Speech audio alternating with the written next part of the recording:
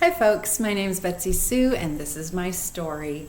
This story takes place many years ago. I had been divorced and I was single for quite a while. And I remember at one point, if you've ever been on your own, you know that there can be a lot of loneliness, struggles that you have no one to share those struggles with. So I was at a point in my life where I had been single for many years, and I was really hoping that at that point I would have been in relationship, but it just wasn't happening. And one afternoon, I remember it was in the summer, I remember praying, and I was just questioning and wondering and hoping, and I felt in my spirit that God gave me a time, or at least a date, when I would meet someone. And it was in June, and I went to the calendar and I was counting it out. I was like, I kind of guesstimated the time to be around October 5th or 6th. And so that, I wasn't really sure I had heard correctly, but it did give me enough hope to be like, I've been single this long, June, July, August, September, October. It was 4 more months, and it kind of gave me some wind in my sails, and I was like, okay, it's not gonna be too much longer. And I remember in my conversation saying to God, it's so important to me that I don't want this relationship to be just about me, and seeing as God is the most important person in my world, I wanted his take on it. How was he going to feel about it? And I remember the words came to me, tickled pink.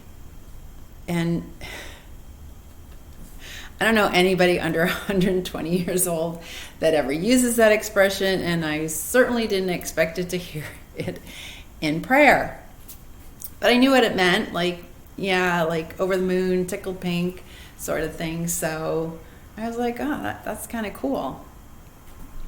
So I had decided that when the time came, I was going to set aside a canvas. I was going to paint a picture, and it was going to be called Tickled Pink. And of course I had in my mind it was going to be,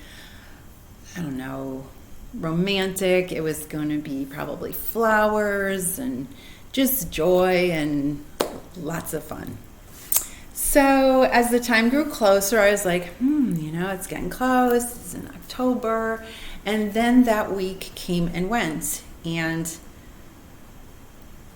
nothing out of the ordinary happened. I was still going about my daily jobs and, my daily routines, and there was no one in sight. And I remember as the month came to a close, I was just really discouraged. And I thought, well, I guess I didn't hear, and I guess I got my hopes up again, and they're dashed. And so long story short, I did paint, but it certainly didn't turn out to be what I expected. What happened was this painting. And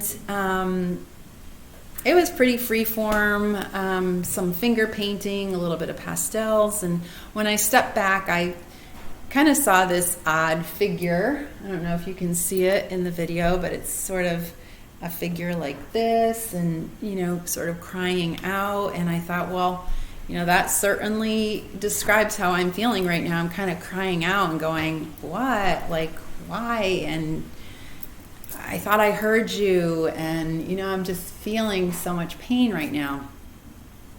So I looked at the painting that way, and then a little while later, I took a double look at it, and I noticed that in the person's wrists, on both of the hands, there was what appears to be, I don't know if you can see them, right here and right here, there appears to be round, what looks like holes. And I thought, well, that's odd. And then I made the connection that perhaps my interpretation was off, in that it's not me crying out, it's actually Jesus interceding on my behalf in my pain, and perhaps this little figurine is actually me, and he is covering me with his protection, and he is interceding with the Father with groanings that cannot be uttered.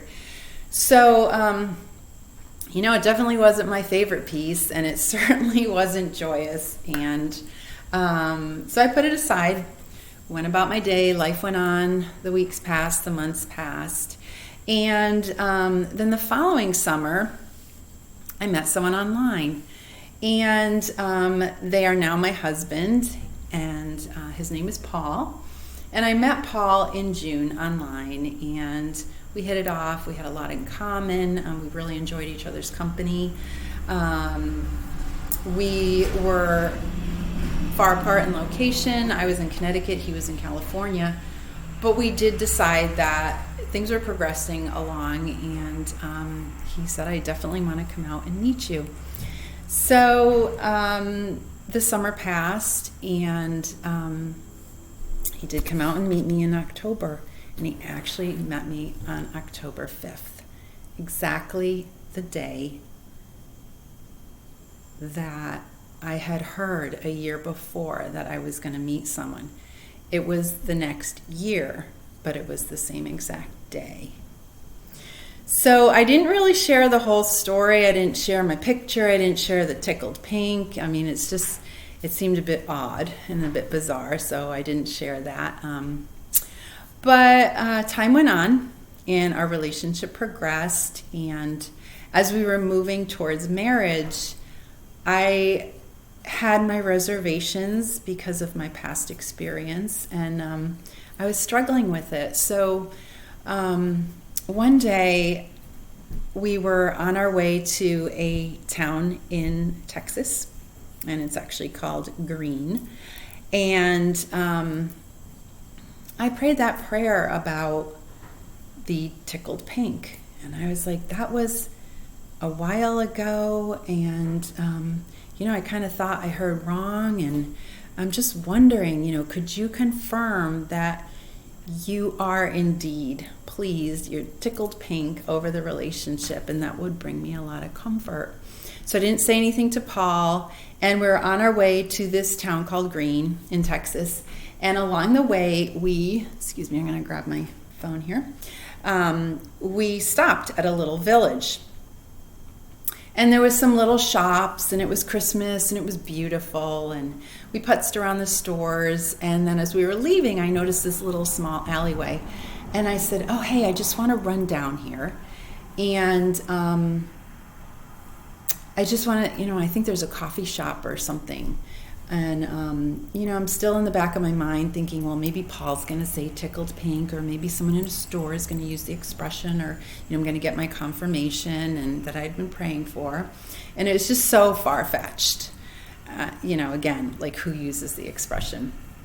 So I went around the corner, and as I went around the corner, there was a shop, and it was called Tickled Pink in Green.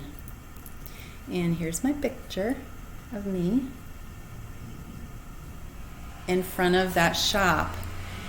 And again, I was really taken aback. God had answered my prayer to reaffirm that I indeed had heard him say that he would be tickled pink over this relationship. It certainly wasn't in a way that I expected, but that's one of the things that I've learned with God, that we need to leave the how he's going to answer up to him. So this, for me, was just another great reminder that God hears. He's ever present with us. He sees us in our struggles. He sees us when we're in pain. He is always interceding for us to the Father on our behalf. And that he will communicate to us in any way that he knows we will hear and we will understand.